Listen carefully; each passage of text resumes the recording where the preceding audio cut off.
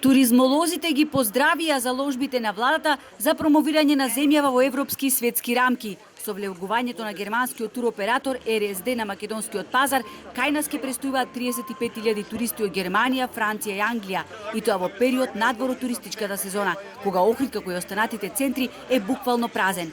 Првите германски туристи веќе пристигнаа во земјава. Тоа ќе биде една директна инекција за економијата. Значи, ние мора да сватиме дека што повеќе се продолжува сезоната во Охрид, услугите ќе се користат, а со тоа веќе расте и буџетот. Тоа е многу битно и за целокупната економија на Македонија. Охрид, би рекол, е еден споменик, еден град музеј кој со неограничени потенцијали, и сето тоа ќе биде во една добра кохезија да се поврзе понатака за успешна туристичка приказна. Остварувањето на над 100.000 ноќевања и тоа како ќе го придвижи туристичкиот сектор.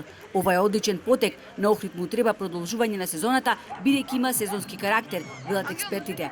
Вакви аранжмани надвор од главната сезона одлично ќе дојдат за развој на туризмот во Охрид. Тоа е она што се бара за да може хотелите, сместувачките објекти да функционираат на некој попредвидлив начин, односно да може да ги планираат своите приходи и расходи.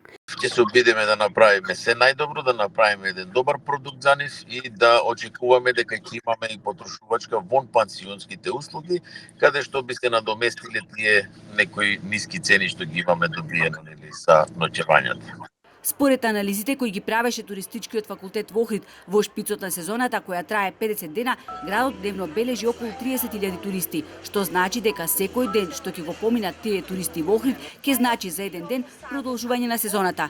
Инаку странците во просек дневно трошат околу 140 евра.